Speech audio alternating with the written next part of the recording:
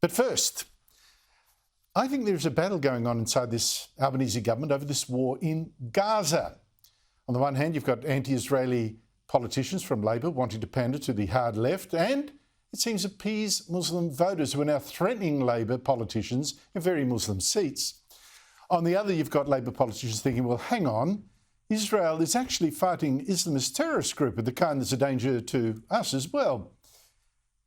And I think we're seeing this kind of split emerging between Anthony Albanese and Penny Wong.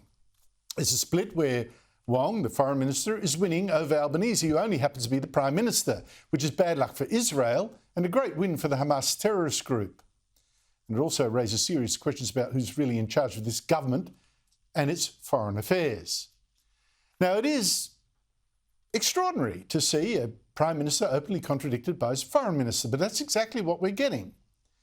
Albanese has repeatedly and correctly refused lately to demand that Israel immediately stop fighting Hamas, which actually started this war on October 7 by massacring 1,200 Israelis, still holds more than 100 Jews hostage, including raped women and even a one-year-old baby. Well, you take last Tuesday. Albanese was asked repeatedly on the ABC 7:30 whether he'd change his policy and now demand an immediate ceasefire from Israel after its accidental killing of an Australian aid worker in Gaza. Now, note, both times Albanese dodged that invitation. Are you calling now for an immediate ceasefire? Well, we have called for a humanitarian ceasefire and a sustainable ceasefire. I just want to know whether you're prepared to shift Australia's position, not describing the need for a ceasefire, but to actually calling for an immediate ceasefire. Well, we have called for ceasefires. In fact, that ABC presenter you saw there, Sarah Ferguson, even asked Albanese, astonishingly really, if he could demand a ceasefire even if Hamas didn't release its Jewish hostages, which actually would give Hamas a huge win and a future bargaining chip. Many of them, in fact, hostages it's already held for 6 months. Well, thank heavens Anthony Albanese wouldn't bite at that either, although it does disturb me that he didn't rule it out, didn't say, are you mad? You're not prepared to upgrade Australia's position to one where you call for a ceasefire, whether or not the hostages are released. But Sarah, we have voted for a ceasefire on the floor of the United Nations. But you get the point. Journalists did too. Albanese will not call for an immediate ceasefire, which effectively means Israel stops shooting and Hamas wins. But what I haven't seen pointed out is that Foreign Minister Penny Wong is contradicting her Prime Minister. She is saying what he won't. She's saying yes to an immediate ceasefire in this war in Gaza. She said this a week before Albanese's interview and said it again the very morning after. We want an immediate humanitarian ceasefire. And on Saturday, just in case you'd missed it, Wong said it again. And said she'd actually got her ambassador to the United Nations, who reports to her, got him to say the very same thing the day before to the United Nations. In fact, made it government policy. We again made the point that an immediate humanitarian ceasefire leading to a sustainable ceasefire is urgently needed, a point we made overnight again in New York to the UN Security Council. Now, it is true that Wong said Hamas should release its hostages, but it won't. And Wong wouldn't lift a finger to make it either. So really, her demand for an immediate ceasefire is clearly aimed at Israel. But let's look at the almost inevitable consequences if Israel did listen to Wong and did stop shooting right now. The first, the most obvious, Hamas would win. Now remember, Israel is fighting not just to free its hostages, but to destroy Hamas, which is a terrorist group, prescribed terrorist group here too.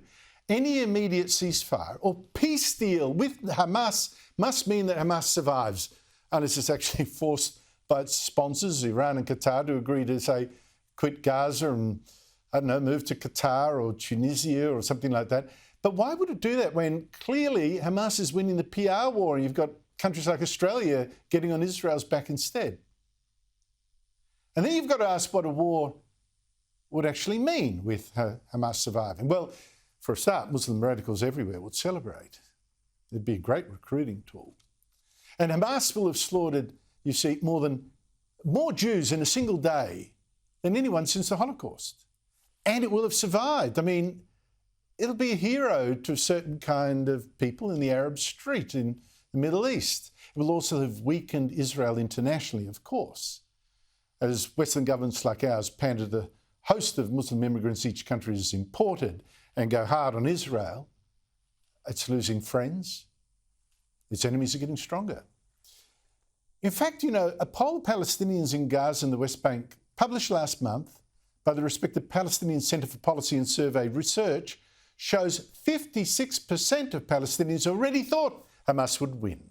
And a ceasefire, right now, it would confirm it. And this wouldn't just be a PR win or a recruiting tool, as serious though that is. In Gaza, Hamas would keep control. It would almost certainly win any election in the West Bank too. It's so popular there now.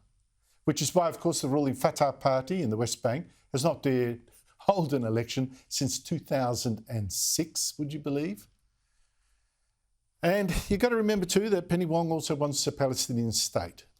So, if she gets away on that too, any new Palestinian state now would most likely be led by Hamas, if there's an election. It will be led by the terrorists who planned the October 7 massacre. And what then? Well, as I've shown you before, Hamas promises to hit Israel with more and more massacres. We must teach Israel a lesson, and we will do this again and again. The Alaska flood is just the first time, and there will be a second, a third, a fourth. He said, what you saw on October 7, Hamas will do a second, a third, a fourth time. It'll keep going. Hamas has made it perfectly clear. If you've just got eyes to watch and ears to hear, while Israel lives, Hamas will kill.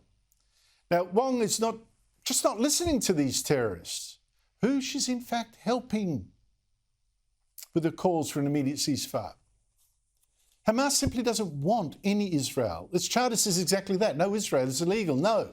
Its leaders say it. So Albanese is right not to demand an immediate ceasefire. But why does he tolerate Penny Wong saying the opposite? I mean, who is in charge here? Who is making our foreign policy? But there's one more question in this, and that's the why. Why are so many Labor politicians like Penny Wong seemingly so anti-Israel? And I'm going to give you a huge and disturbing clue.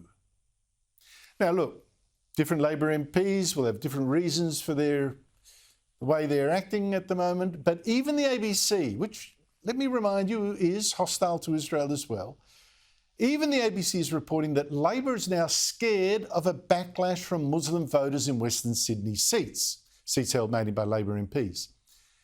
We're talking about big Muslim minorities in some of those seats. In Watson, for instance, which is held by Workplace Relations Minister Tony Burke, 25% of the people there are Muslim, many of Lebanese background. And now an anonymous group of online activists has registered Muslim votes count as a business and warned on its website that there were over 20 seats where the Muslim community collectively had the potential deciding vote at the 2022 federal election, the last one we just had. It says, doesn't sound like much. Well, it is. In the last 25 years, no government has been elected by a margin of more than 15 seats. So they reckon they've got the balancing power if they can get Muslims collectively to vote as they suggest. And they are going after Labor MPs, especially like Tony Burke, saying that he makes sympathetic noises to Palestinians in the media, and boy, does he what. But it attacks him for not mentioning Gaza in Parliament since October 2023, not calling in Parliament for an immediate and sustained ceasefire, which is what Penny Wong now is offering. It condemns him for not condemning Israel's alleged war crimes and so on. And this is what's scaring Labor, losing seats to Muslim independents. or to the Greens who are going flat out anti-Israel and pro-Palestinian. That is why Labor is making such a huge issue about Israel's accidental killing in Gaza of Australian aid worker Zomi Frankum, somehow forgetting that maybe Australia shouldn't be lecturing Israel quite so much about an obvious accident when our own special forces have been accused of deliberately killing 39 Afghan prisoners, and not one person has been convicted. But again today, Labor MPs were out there hammering Israel. The Liberals were now calling them out, which is good. But now you might just know why Labor is being that tough on the only democracy in that region, someone supposedly our ally. You might now know just why, and also know who in the government is leading it.